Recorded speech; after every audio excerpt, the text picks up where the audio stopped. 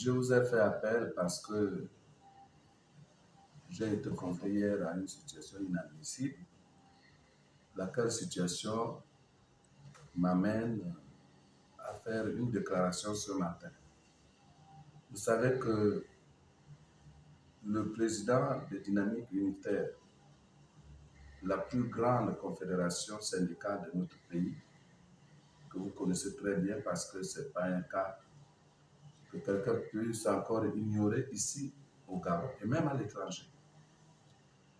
Le président de Dynamique Unitaire, Jean-Rémy Yama, a été éprouvé en prison déjà. Il a été éprouvé depuis la prison par la perte de son épouse. Son épouse est décédée, vous le savez, au Sénégal. Et depuis lors, depuis son décès jusqu'à aujourd'hui, la dépouille mortuaire n'est toujours pas transférée, rapatriée au Gabon. Donc, il était question pour moi, puisque les gens se préparent, nous nous préparons au rapatriement de ce corps, de cette dépouille.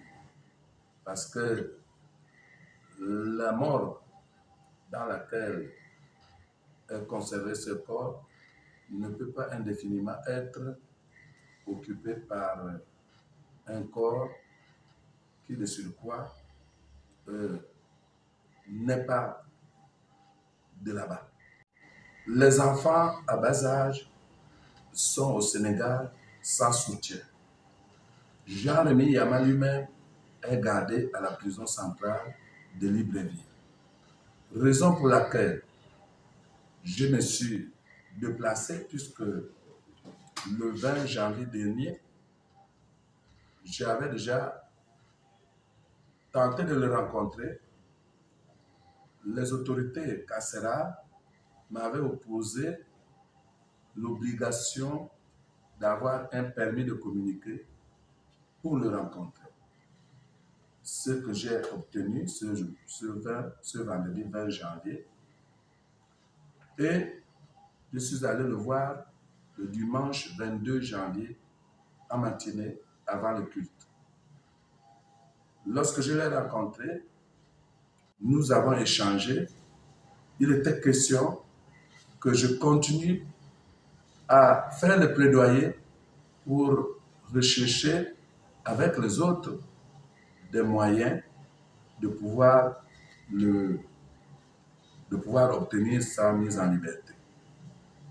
J'ai donc voyagé ce 22.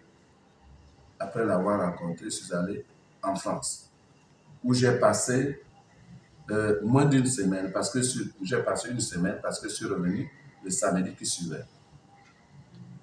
Donc, depuis que je suis de retour, nous sommes en train de mener avec Dynamique Unitaire, au niveau de la société civile, des activités allant dans le sens de continuer à faire ce plaidoyer. Et hier, c'était l'occasion pour moi d'aller le rencontrer pour non seulement lui faire le compte rendu de notre plaidoyer, mais aussi savoir qu'est-ce qu'il souhaiterait que nous, société civile, et les parents, ses beaux-parents, puissions faire pour organiser le rapatriement de la dépouille de son épouse, de sa défunte épouse. Et je suis allé donc au tribunal, puisque là, je vous ai déjà dit, le 20, j'étais parti chercher le premier communiqué qui est contenu dans ce dossier que vous voyez ici, le premier communiqué, permis de communiquer, qui est là, que j'avais obtenu le 20 janvier. Et pour ne pas qu'on me fasse repartir, pardon, chercher encore un autre permis de communiquer, je suis allé vendredi dernier pour qu'on me délivre celui-là que j'ai obtenu pour me permettre d'aller le rencontrer pour aller lui rendre visite et savoir ce que je vous ai précédemment dit. Donc, ce permis de communiquer a été délivré par la même autorité qui m'avait délivré celui que je venais de présenter la copie. À ma grande surprise, quand j'arrive, je voudrais d'abord vous faire comprendre que je suis du corps de la sécurité pénitentiaire. Et je suis l'un des officiers supérieurs de ce corps mis en retraite. Donc, je suis à la retraite.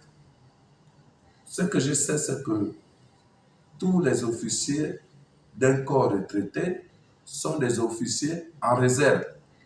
Donc, ils ne perdent pas, du coup, par le biais de la retraite, leurs prérogatives. Normalement, dans un corps sérieux, moi, je devrais bénéficier des avantages que bénéficient les officiers en activité, en dehors des avantages qui accompagnent ce grade-là, notamment les voitures et autres, des avantages matériels. Mais je devais quand même bénéficier, ne fût-ce que du respect. Donc, hier, mon étonnement a été vraiment très grand devant le fait que l'on n'a plus reconnu mon grade de colonel-major. On n'a pas reconnu ce grade. On n'a pas reconnu le fait que je sois porteur de ce papier qui s'appelle permis de communiquer. C'est-à-dire le tribunal, quand on vous délivre ces papiers-là, ça vous donne l'autorisation de parler à un détenu. Et le directeur de la prison centrale m'a fait passer une dame au téléphone. Cette dame de me dire que M. Yama est un détenu spécial.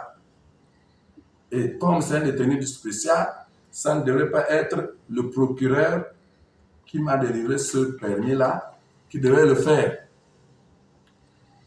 Alors, question pour moi de savoir, qu'entend-on par détenu spécial si ce n'est pas détenu politique?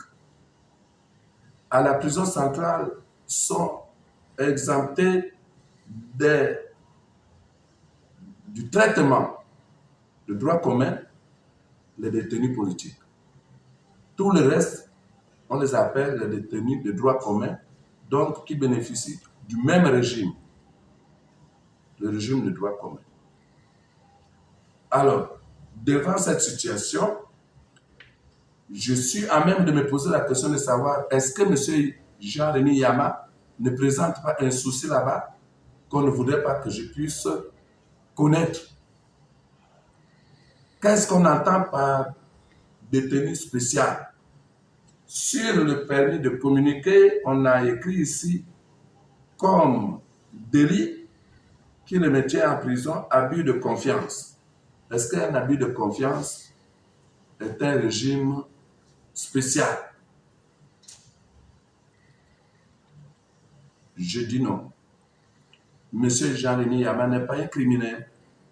Monsieur Jean-Rémy Yama n'a pas tué quelqu'un. Et s'il l'a fait, qu'on nous le dise.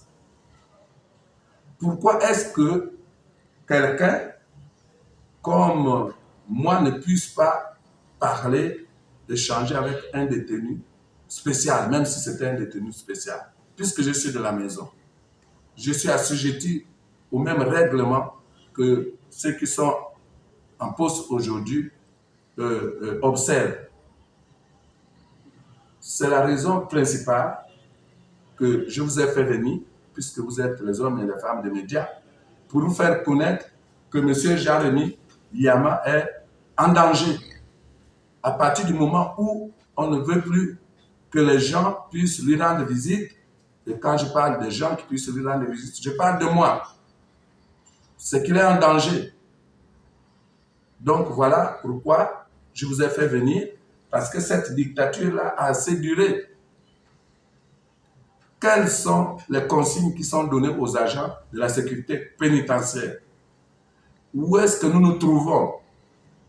Autant on nous dit que nous sommes dans un pays démocratique, autant on nous fait subir des traitements de ce genre. Donc, c'est la raison pour laquelle je vous ai appelé. Maintenant, si vous avez d'autres questions à me poser, je pourrais vous donner des réponses qui sont les miennes.